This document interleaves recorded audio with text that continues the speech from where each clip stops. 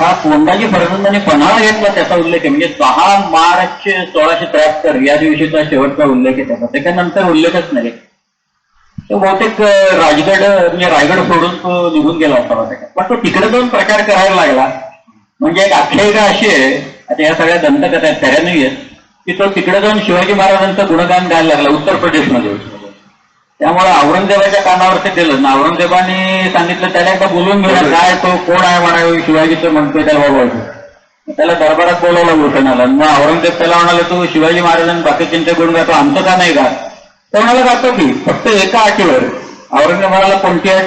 मारायचं नाही म्हणाला अभयदान द्या असं म्हणतात. तर मी म्हणतो त्याच्यात पुढे वेळच आली नाही. पण तरी सुद्धा 2 छंद त्याचे आहेत. तो त्याच्यात सुनो नवरंगजेब असं म्हणतोय म्हणून लोकांचा समज असा आहे की ते त्यातला एक असा आहे किबले की ठोर बादशाह शाहजहां ताको कैद कियो मानो मक्की आग लाई है बड़ो भाई दारा को पकड़ के मारी डायरो मेहर हूं नाही माँ को बड़ो सजा भाई है बंधु तो मुराद बख्श बादी क्यों को गरीबे को बीचले कुरान खुदा की कसम पाई है भूषण सुखबी कहे सुनो नवरंगजेब येतो काम किन्ने ते पादशाही पाहिजे. तू पाचशे कशी मिळवली ते आठवण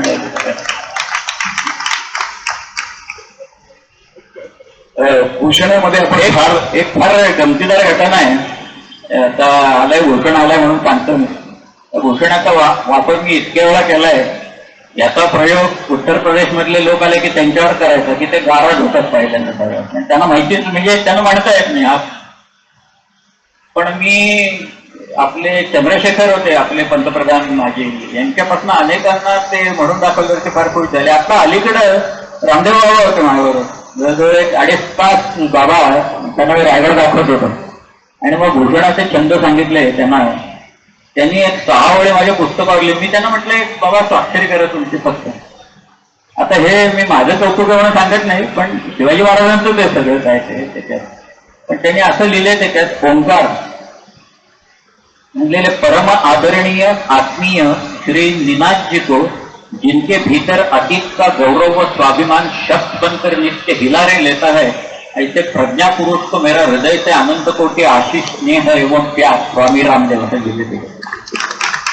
आणि त्या भूषणाच्यामुळे मला आग्र्याच्या किल्ल्यात एक 5,000 लोकांच्या समोर एक छंद म्हणायची संधी मिळाली. आणि त्यांनी त्या सगळ्या मंचाला नाव, कारण वीररसावरचे कवी होते सगळे आलेले, त्या मंचाला नावच राष्ट्रकवी भूषण असं त्यांनी दिलेलं होतं. आणि मला म्हणाले तुम्ही एक 15 मिनिटं म्हणा भूषणाची छंद. मी म्हटले आणि मी जागेवर आलो. त्यावेळेला उत्तर प्रदेशचे त्यावेळेचे राज्यपाल डॉक्टर विष्णुकांत शास्त्री म्हणून होते. स्वतः पंडित होते, वारले मागच्या वर्षी. ते मला म्हणाले आप कहाँ से आए. म्हटलं मैं पुणे से आया हूं. म्हणाले महाराष्ट्र से. म्हटलं जी हाँ. म्हणाले यकीन नहीं होता कोई महाराष्ट्र से यहाँ आया और भूषण जी के छंद हमें ही सुनवाए म्हणतात. पण खूप गंमत आहे त्याच्या छंदात आणि त्याचं काव्य असं दमदार आहे ना, फार छान आहे. तर तुम्ही मला किती सतवलं रायगडवर त्या सगळ्यांनी कसं. आता आणखी एकदा सतवतो. मी मुळामध्ये वनस्पती शास्त्राचा विद्यार्थी. महाविद्यालयात मी 38 वर्ष वनस्पती शास्त्र शिकवलं. तर वेगवेगळ्या फुलांच्या उपमा घेऊन तत्कालीन राजे यांच्याबद्दल भूषणाने एक रचलेला आहे आणि त्याच्यात शिवाजी महाराजांचं वेगळे पण कसं ते सांगितलंय. हो, आता मी येत होतो. आम्ही आदित्य बोर्डे बिर्डे वगैरे बरोबर होते मंडळी. त्याच्यात एक मुलगा त्या क्रॉसिंगच्या तिथं अशी चाफ्याची माळ घेऊन उभा होता. संताफा होता असं. त्या अलीकडेच आमच्याकडे ठाण्यात सुरू झालंय म्हणाले असले फुलांच्या माळा बिळा वगैरे.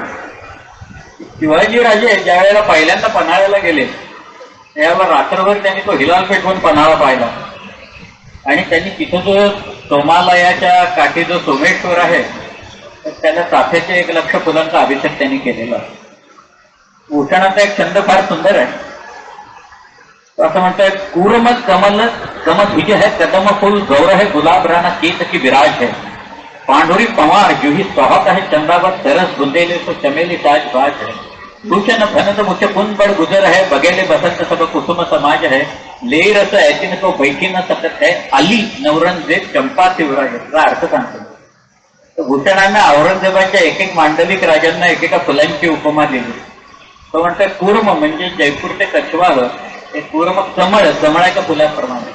जोधपूरचे कबंद कदंबाच्या फुलाप्रमाणे, राणा केतकीसारखा आहे, चंदावत जुईच्या फुलासारखे आहे, पवार पांढरीच्या फुलासारखे, परमार म्हणजे पांढुरी पवार जुही सोहात आहे, चंदावरच्या रागी जुईच्या फुलात, अशी त्याने सगळ्या मांडलिक राजाने एकेका फुलांची उपमा दिली आहे. तो म्हणतो औरंगजेब हा एक आली म्हणजे भुंगा आहे, आणि भुंगा जसा या सगळ्या फुलातनं मध गोळा करतो, तद्वत औरंगजेब या सगळ्यांच्याकडनं कर गोळा करतो, पण बैठी न सकत आहे. चंपा शिवराज आहे, शिवराय एक चाफ्याचं फुल आहे, आणि त्या चाफ्यात मध नसल्या कारणानं भुंगा त्याच्या वाटेला जात नाही, म्हणून औरंगजेब शिवाजी महाराजांच्या वाटेला.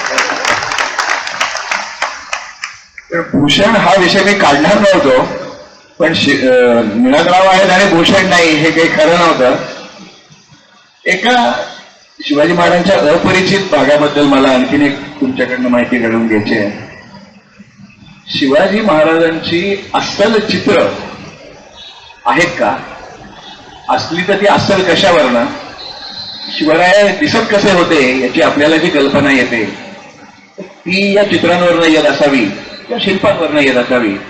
त्या चित्रांबद्दल थोडंसं आम्हाला, आणि कुठे कुठे आहेत सध्या चित्र सांगतो मी. शिवाजी महाराजांना पाहून काढलेलं एकच चित्र उपलब्ध आहे, आणि ते म्हणजे शिवाजीराजे सुरतेला ज्या वेळेला गेलेले होते, तर त्यावेळेला तिथल्या एका डचांनी शिवाजी महाराजांना पाहून त्यांचं एक स्केच काढलं. ते काही पेंटिंग केलेलं नाही, ते स्केच आहे. आणि तिथं एक डच फॅक्टर होता, त्याचं नाव फॉन व्हॅलेंटिन. तर व्हॅलेंटिनने शिवाजी महाराजांचं वर्णन केलेलं आहे. तिचे वर्णन आहे, डोळे पाणीदार आहेत, मिठा बारीक आहेत, नाक करळ आहे, आणि हा बोलताना त्याच्या चेहऱ्यावर असं मिठा असतं. हे सगळं त्या चित्राशी जुळणार आहे. एवढं एकच चित्र शिवाजी महाराजांना पाहून हे काढलेलं, आणि ते आत्ता हे गेलं आहे, म्हणजे हॉलंडमध्ये आहे. हॉलंड म्हणजे डच लोकांना चित्र काढून घ्यायची खूप आवडते.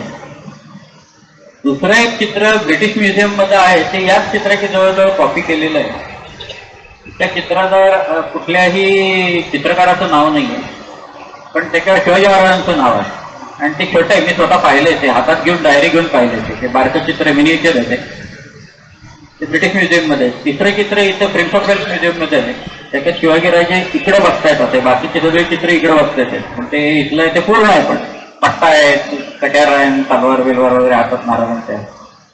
त्याच्यानंतर शिवाजी महाराज ज्या घोड्यावर बसून चाललेले असं चित्र मुघलांच्या आर्काइव्ह मध्ये होतं.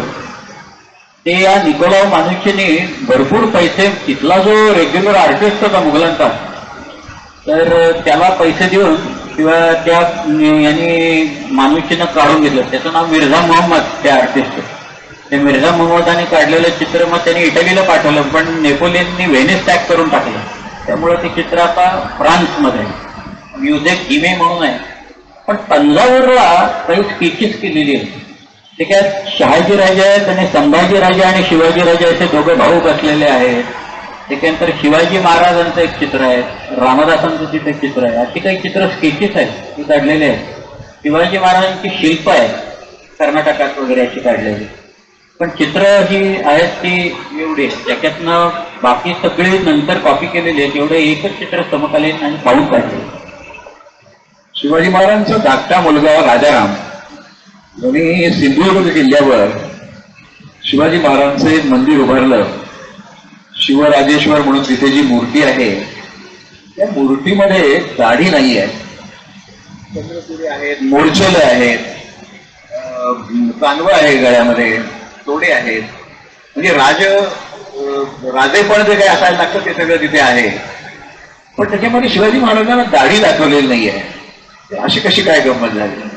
नाही, काही मी पोथ्या पाहिल्या, म्हणजे काही काव्य संस्कृतमधले शिवाजी महाराजांच्यावर केलेले आहेत. त्याच्यात काही चित्र आहेत, आणि त्याच्यात शहाजीराजे, शिवाजी महाराज, अफजल खान वगैरे सगळ्यांची चित्र आहेत, पण त्याच्यात कुणालाच दाढी काढलेली नाही त्या सगळ्यांची. अशी सुद्धा काही चित्र आहेत. आता हे जी शिल्प आहे, हे शिल्प नेमकं कुणाचं आहे हे कळणं फार आवश्यक आहे. याचं कारण समकालीन कागदपत्र जी काय आहेत ती उपलब्ध नाही आहेत त्याच्याबद्दल. आणि एक लोकांचा समज असा आहे की दाढी असली म्हणजे शिवाजी महाराज आहेत किंवा असं काही नाही. शिवाजी महाराजांची रूपं वेगळी आहेत, आणि पण आपल्याला ती बघायची सवय, एकच चित्राची बघायची सवय, ती दाढी असलेली आहे म्हणून वाटतं आपल्याला. अर्थात त्याची कागदपत्रच उपलब्ध नाही तर काय सांगणं अवघड आहे जरा. शिवाजी महाराज हे त्या काळामध्ये देखील महाराष्ट्राबाहेर या महाराष्ट्राच्या पासून बऱ्याच अंतरापर्यंत परिचित होते का याच्या संदर्भात माझ्याकडनं 2-4 गोष्टी आम्हाला ऐकायच्या आहेत. एक म्हणजे लाचित बडफुकन, दुसरं म्हणजे इराणचा शहा, छत्रसाल, या मंडळींना शिवाजी महाराज त्या काळात माहिती होते आणि त्यांचा पराक्रम माहिती होता. तर याच्या संदर्भात तुम्ही सांगतो मी याला. आणि माहिती होते म्हणजे काय झालं, आग्र्याहून शिवाजीराजे निसटल्याच्या नंतर त्यांना इतकी प्रचंड प्रसिद्धी मिळाली की औरंगजेबाच्या तावडीत असं कोणी सुटलेलं नव्हतं. आज औरंगजेबाचा बापच सुटला नाही. भावांना मारलं त्यांनी, मुलाला मारलं होतं त्यांनी, सगळ्यात थोरल्या मुलाला मोहम्मद सुलतान म्हणून होतं, त्या बहिणीला कैदेत घातलं होतं. त्या औरंगजेबाच्या तावडीतनं सुटून येणं हाच एक चमत्कार होता. त्यामुळे ती बातमी सर्वदूर पसरली आणि शिवाजी राजांच्या हालचाली आता काय आहेत हे लोक एकमेकाला कळवायला लागले सगळ्याचे. तर त्या आसाममध्ये कुचबिहार आहे, त्या कुचबिहारला प्रतापसिंह होता. कारण त्यांनी या गुवाहाटीला जी पत्र पाठवली त्या पत्रातनं तो शिवाजी महाराजांच्या हालचाली सांगतोय सगळ्याकडे. आणि हे अहम राजे जे आहेत आसाममधले अहम, या अहम राजांचा हा जो सेनापती म्हणजे बडफुकन आहे त्याचं नाव लांछित, रक्तलांछित, त्याला म्हणून लांछित म्हणाले. तर त्याला शिवाजी महाराज माहिती होते. एकावर लांछित बडफुकन आणि टाइम्स या नावाचं एक पुस्तकच आहे, एस के भुया म्हणून आहे, सूर्यकुमार भुया म्हणून त्यांचं पुस्तक आहे. तर त्याच्यात शिवाजी महाराजांच्या प्रेरणेनं एक नाविक युद्ध हे ब्रह्मपुत्रेच्या पात्रात ही मंडळी खेळली आणि ते जिंकले. ते एक अश्वक्लांत, इटाखोली आणि गुवाहाटीमध्ये, याला बॅटल ऑफ सराई घाट म्हणतात. त्यामुळे आसाममध्ये आणि कुचबिहार पासून सगळीकडे शिवाजी महाराज माहिती होते. छत्रसाल तर इथंच आला, त्यांना भेटायला आला, नोकरी द्या म्हणाला.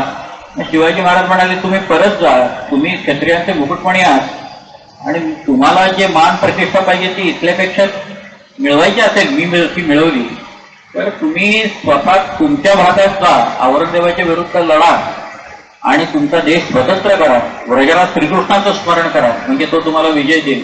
ते तुर्क कपटबलांनी या देशात आले, माझी तलवार त्यांच्यावर सदैव उगारलेली, याची बरीच गोष्टी त्यांनी सांगितल्या. आपली तलवारच दिली छत्रसाला. आणि जे गीतेत सांगितलंय हातोवा प्राप्स्यते स्वर्गम जितवावा भोक्ष्यते, तेच सांगितलं महाराजांनी त्याला. आणि त्यांनी केलं स्वतंत्र राज्य. ते छत्रसालांनी राज्य स्वतंत्र केलं.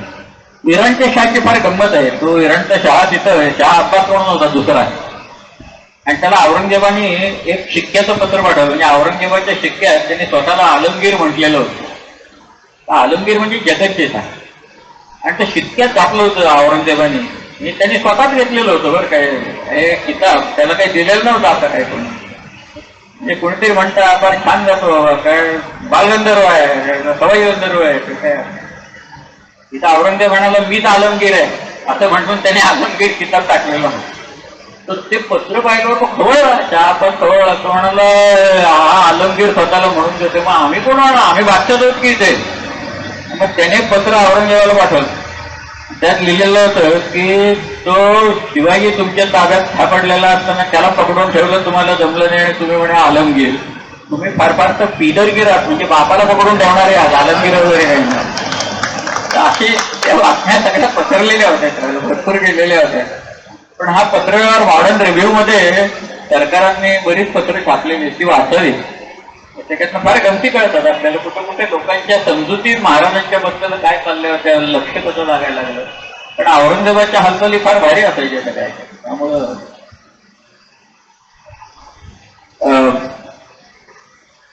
अजून थोडा वेळ 10 मिनिटं चालतील असं मला वाटतं. शिवाजी महाराज म्हटल्यानंतर जे काही अनेक गोष्टी आपल्याला वाटतात त्यात काही प्रश्नचिन्ह पण राहतात. शिवाजी महाराजांचं जन्मस्थान शिवनेरी जरी त्यांच्या ताब्यात नसलं तरी स्वतः बांधलेल्या राजगडासारखा किल्ला किंवा रायगडासारखी राजधानी असं असताना प्रतापगडावर शिवभवानीची स्थापना कशी काय केली गेली, म्हणजे तिची स्थापना राजगडासारख्या राजधानीच्या किल्ल्यावर कशी नाही झाली.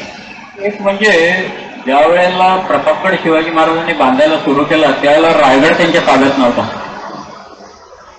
दुसरी गोष्ट म्हणजे राजगड जो आहे, हा राजगड हा बऱ्याच वेळा हे सैन्य तिथपर्यंत येऊ शकतं पाहिजे. म्हणजे मिर्झा राजाच्या वेळेला तर आलं, म्हणूनच शिवाजी महाराजांनी राजधानी राजगडावर रायगडवर नेली. ही जागाच मुळात अशी आहे. आणि त्याच्यात एक रामदासांचा उल्लेख आहे बघा, चालली पश्चिमेकडे वगैरे जे तुळजापुरी ठाकेना चाललेली पश्चिमेकडे. तर ती जी भवानी आहे त्यांनी गंडकीतनं ती शिळा आणून त्याची स्थापना तिथे केली. त्याचं कारणच मुळात ती जागाच इतकी विलक्षण आहे प्रतापगड की तुम्हाला एक खालचा घाट तरी चढून यावं लागतं, नाही तर माळेवर तरी उतरावं लागतं काही. म्हणजे अवघड जागा ही पहिली. पुन्हा प्रतापगड चढणं या सगळ्या घटना. आणि तिथं ही सुरक्षित राहण्याची शक्यता जास्ती आहे त्या सगळ्या. नाहीतर कोणी फोडेल ती. तुळजापूरची भवानी तिथं भरडलं, देऊळ फोडलं वगैरे आपले उल्लेख आहेत आपल्याकडे. पण ती जागा शिवाजी राजांना सगळ्यात सुरक्षित वाटली म्हणून त्यांनी ती देवीची स्थापना तिथं केलेली असण्याची शक्यता दाखवते. पण कालच मी दिवसभर प्रतापगडावर होतो, त्यावेळेला मला असं वाटलं की खाली एवढी रामवरदायिनी असताना वर आणखीन वेगळी भवानीची मूर्ती, आणि ती चल मूर्ती कशी काय ठेवली असावी. ती कधी प्रतापगडावरनं खाली आणली होती का राजारामाच्या? एकदा ती स्थापन तिथं केल्याच्या नंतर तिथनं हलवल्याची काही नोंद नाही होती. शिवाजी महाराजचा राज्याभिषेक झाला, तो 32 मण सोन्याच्या सिंहासनावर झाला. तर सिंहासनाचं पुढे काय झालं?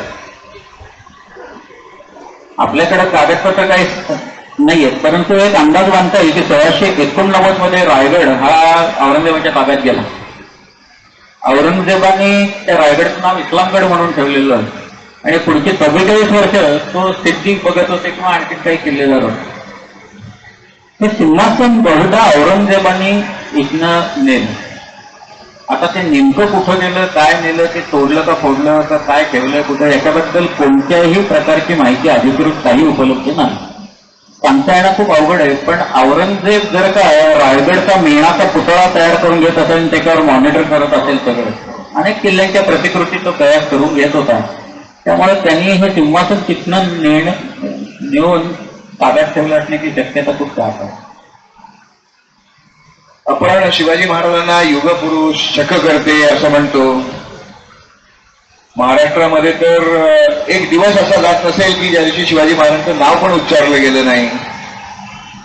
पण अखिल भारतीय स्तरावर म्हणजे अगदी एनसीईआरटीची पुस्तकं बघितली किंवा एन्सायक्लोपीडिया ब्रिटानिका बघितला, त्याच्यामध्ये शिवाजी महाराजांचे उल्लेख हे अगदी थातूर मातूर आहेत किंवा त्यांना योग्य तो न्याय मिळत नाही असं वाटतं. खरं काय असू ते काय आहे ते खरं आहे, परंतु याचं कारणच मुळात असं आहे की आपल्याकडं डॉक्युमेंट्सच नाहीये. हा त्यातला भाग आहे. तुम्ही हे जे कोश आहेत म्हणजे एन्सायक्लोपीडिया ब्रिटानिका आहे किंवा वर्ल्ड बुक एन्सायक्लोपीडिया आहे, याच्यात तुम्हाला जर का ती माहिती द्यायची असेल तर तुम्हाला डॉक्युमेंटचा सपोर्ट द्यावा लागतो. ती डॉक्युमेंट आपल्याकडे फारशी उपलब्ध नाही. पण तरी सुद्धा मला असं वाटतं की आपण शिवाजी महाराजांना इंटरनॅशनल एरेनामध्ये नेऊ शकू. तर त्याच्यासाठी फॉरेन जेवढ्या पॉवर्स होत्या त्यातले जे लोक होते त्यांनी त्यांच्याबद्दल काय म्हटलेलं आहे, त्यांच्या दुर्ग बांधणीबद्दल काही म्हटलंय का, शिवाजी महाराजांच्या टॅक्टिक्स आणि स्ट्रॅटेजीज बद्दल काही म्हटलंय का, शिवाजी महाराजांच्या अर्थकारणाबद्दल म्हटलं का. आणि या सगळ्याचं जर का एक छान तयार केला आणि आपण त्याचा जर का पाठपुरावा व्यवस्थित जर का केला तर आपण नेऊ शकू. पण इथंच भांडणं फार आहेत लोकांना सगळ्या, त्याच्यामुळं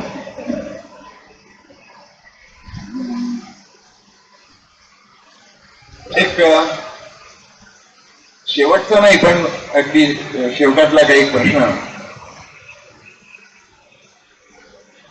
नवीन मंडळी इतिहासामध्ये रस घेत आहेत, इतिहास संशोधन करायचा प्रयत्न करतायत. त्यासाठी तुम्ही जे काही निकष म्हणताय ते त्यांना मान्य आहे. म्हणजे खरोखर इतिहास संशोधन करायचं आहे तर त्यांच्यासाठी तुम्ही काही मार्गदर्शनपर सांगाल का? काय याच्यात पाय टाकण्याआधी 100 वेळा विचार करा असं मी सांगू शकेन. त्याचं कारण हे वाटतं तेवढा सोपा प्रकार नाही आहे. आणि मी त्यातला असा भाग आहे की तुम्हाला कष्ट आणि मेहनत मी जे कायम मगासपासून म्हणत आलोय. आणि तिसरी गोष्ट म्हणजे एक विरक्ती लागते या सगळ्या. तुम्हाला जर का एक अभ्यास करायचा त्याच्याबद्दल म्हटलं तर काय काय जमवावं लागतं, कुठं कुठं फिरावं लागतं, कुठं कुठं रेफर करावे लागतात आणि त्याच्यानंतर मग तुमचे निष्कर्ष मांडावे लागतात किंवा काही उतरवावं लागतं. त्यामुळे संशोधनाकडे लोकांनी अवश्य जावं, पण त्याची एक आपली वेगळी दिशा नेमकी काय एवढीच ठरवावी. म्हणजे आता कोणी म्हणेल मी मोडी कागदपत्र प्रसिद्ध करणार, अवश्य करा. मग त्यांनी माझं म्हणणं तुम्ही पेशवाईतले करायचे की शिवकालातले करा. कोण म्हणेल मी पेशवाईतले करेन, पेशवाईतले करा, किंवा माधवरावच्या काळातलेच माधवरावचे करा, नानासाहेब मी पानिपतचेच करेन.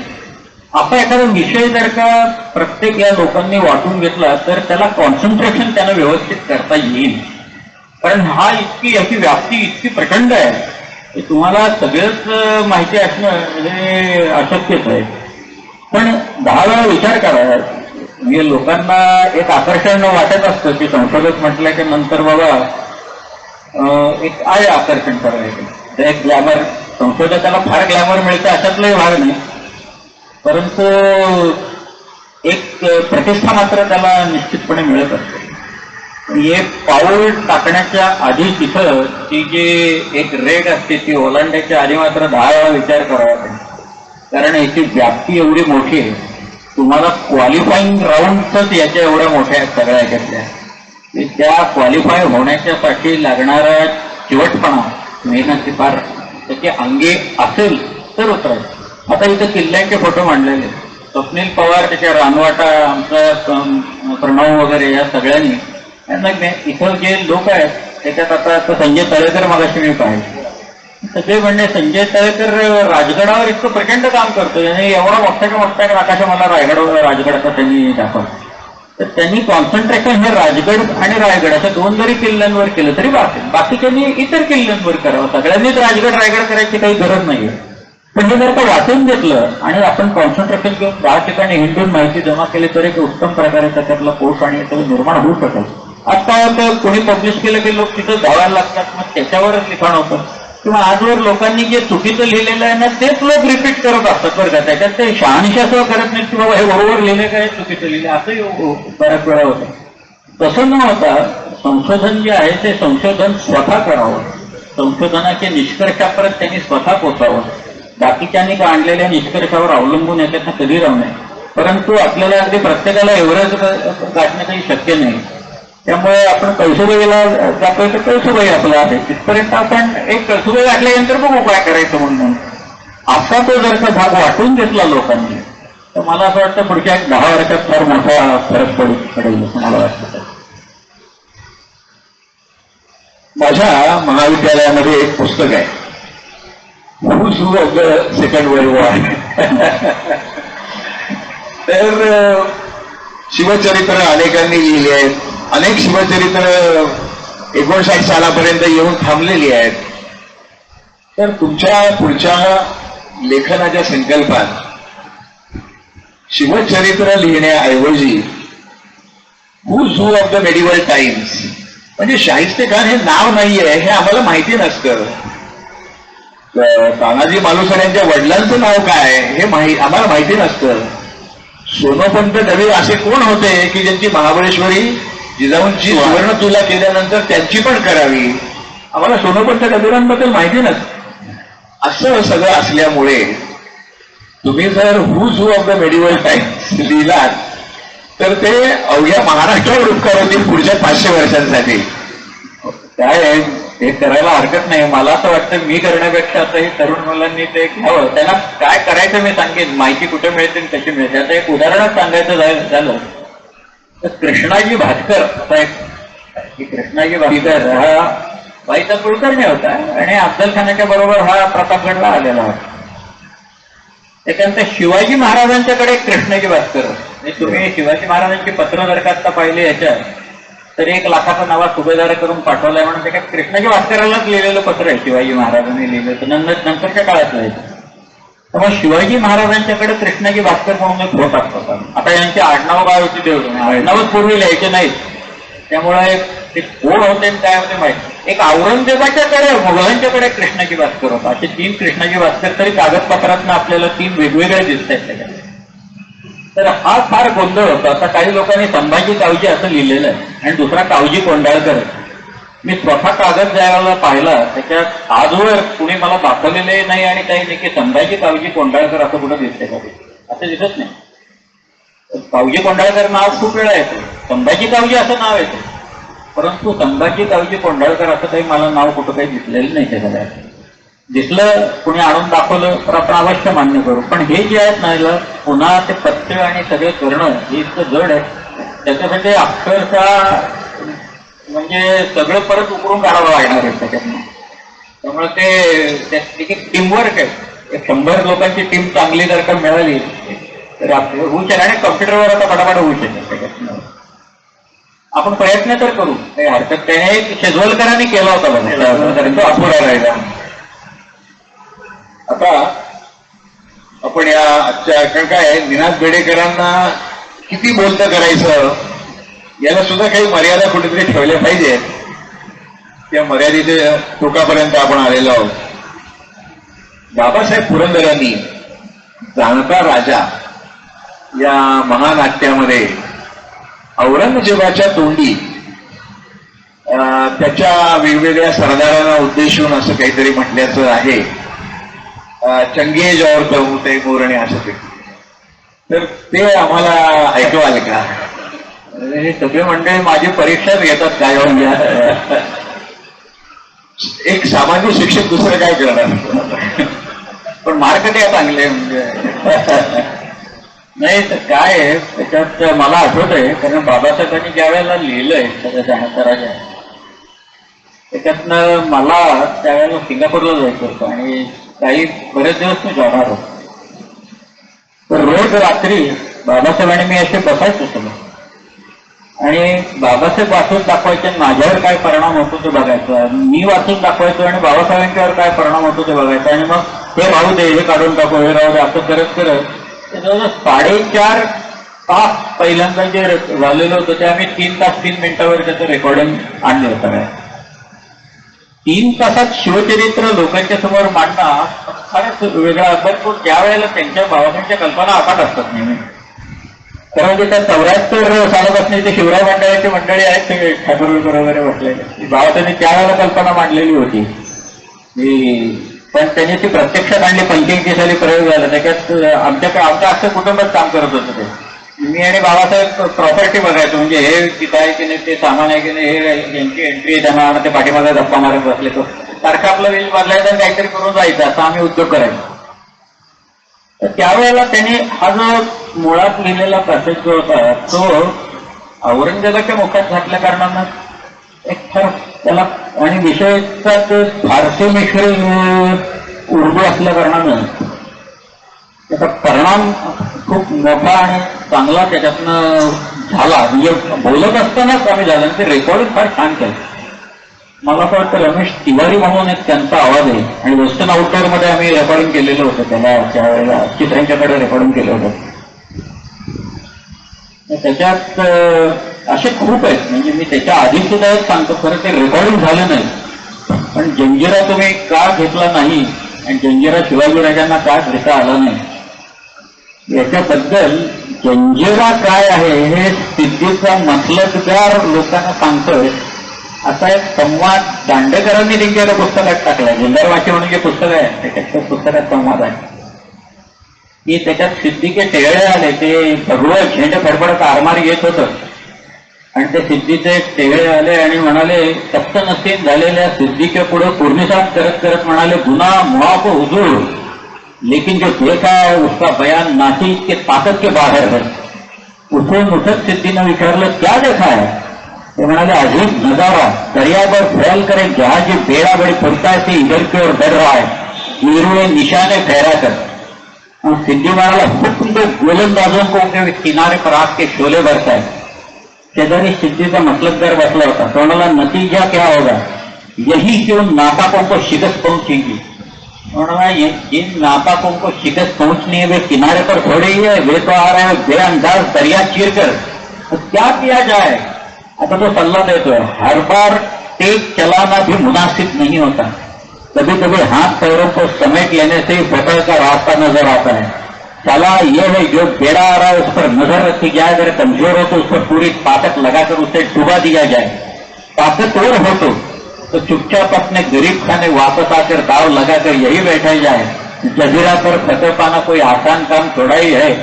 दांडेकरांनी लिहिलेलं फार सुंदर संवाद आहे त्याकडे. पण हा जो आहे की शिवाजी राजांचं चारित्र्य हे खरं म्हणजे औरंगजेब एवढंच म्हणाला शिवाजी महाराजांच्या मृत्यूच्या नंतर, जेव्हा बातमी पोहोचली राजे वारले म्हणून, तेव्हा औरंगजेब असं म्हणाले की नोंद लोकांनी करून ठेवली की हा एक माणूस असा होता की ज्याच्यात राज्य निर्माण करायची क्षमता होती. माझे सेनानी गेले 19 वर्ष याच्याशी झुंजतायत, पण याचं राज्य वाढतच राहिलं आणि शरण आलेल्या शत्रूंच्या स्त्रियांची यांनी कधी गैरवर्तन केलं नाही असं औरंगजेबाने म्हटलं तर लोकांनी लिहून ठेवलं. आचारशील, विचारशील, दानशील, धर्मशील. एक मला आठवतंय हिंदीमध्ये त्यांनी असं आहे, जल की शोभा कमल है, पाण्याची शोभा कमळाचं पुष्प आहे, दल की शोभा भील, चतुरंग दळ असतं त्याची शोभा म्हणजे हत्ती असते होते. जल की शोभा कमल है, दल की शोभा भील, धन की शोभा धर्म है और फूल की शोभा शील. त्यामुळे चारित्र्य हा फार महत्वाचा भाग आहे. आणि इथं त्यांनी तो नाटकाचा प्रसंग जो उभा केला आहे तो विलक्षण आहे, त्याचा परिणाम फार मोठा होता. त्याच्यात औरंगजेबाचा दरबार भरलेला आहे. औरंगजेबाचे मनसबदार उभे आहेत, सगळे उजव्या पायावर वाट ठेवायचं आणि खाली मान घालून उभं आहेत. ज्याला अर्ज करायचं त्याने अर्ज उलगीकडनं अर्ज द्यायचा, कोणाच्या तरी थ्रू द्यायचा. स्वतःहून बोलायचं जे आम्ही आणलंय आमचं ते असं नाही की ते चालायचं.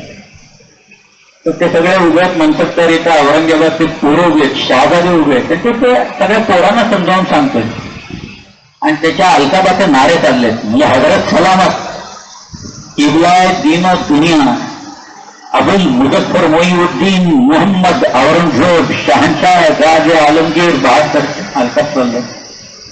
आणि औरंगजेब येतो आणि म्हणतो ये तो फिजूल है शहजादी, चंगेज और तैमूर के खून ने कभी शिकस्त नहीं देखी, लेकिन आज कंधार से तंजौर तक सारे हिंदुस्तान को मुगलिया सल्तनत में शामिल करने का ख्वाब देखने वाले माँ बदौलत ये आज क्या देख रहे हैं. हमारी आंखों के सामने शिवाजी अपनी सल्तनत की तामीर कर चुका है. हमारे लाखों के फौज के सूबेदारों को शिकस्त देकर खदेड़ दिया है उसने. ये है हमारे मामू जान अमीर उल उमरा शाइस्ता खान साहब. सबसे शर्मनाक बात तो यह है शहजादे कि शिवाजी ने इनके लाल महल पर छापा मारकर इनकी छक्के छुड़ा दिए. ये तो तकदीर के सिकंदर थे कि जहां बच गई, फिर 3 उंगलियां ही खोनी पड़ी नहीं.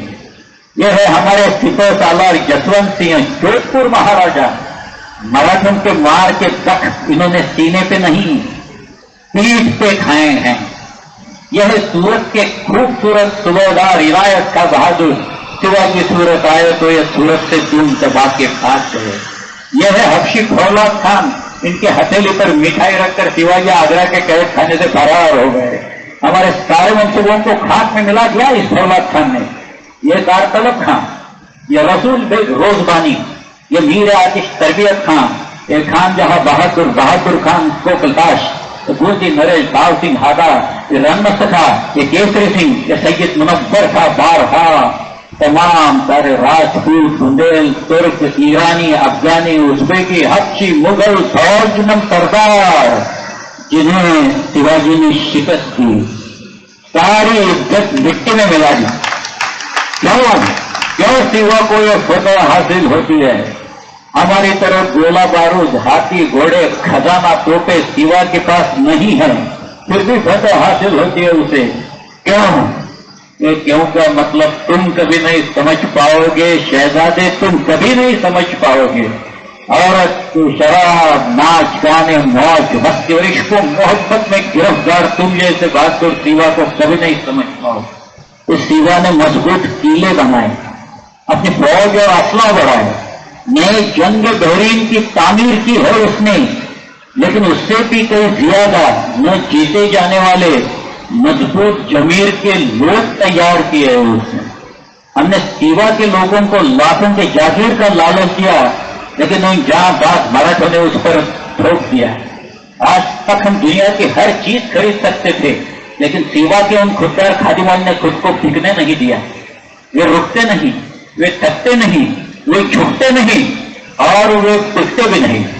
शिवाजी खास है, चालाक है, दगाबाज है, नामाकूल है, मकरूर है, सत्कार है, लेकिन उसका चाल चलन दूध की तरह साफ और सूरज की तरह चमकदार है। दुश्मन के जो मजहबी कलाम, औरत और फकीरों की इज्जत करता है वो, इसीलिए उसकी इज्जत और शोहरत बुलंद मीनार की तरफ सर उठाए आसमां को छू रही है। इसमें कोई शक नहीं शहजादे कि हम खुश नसीब है, हमें दुश्मन भी जो मिला वो शिवा जनता।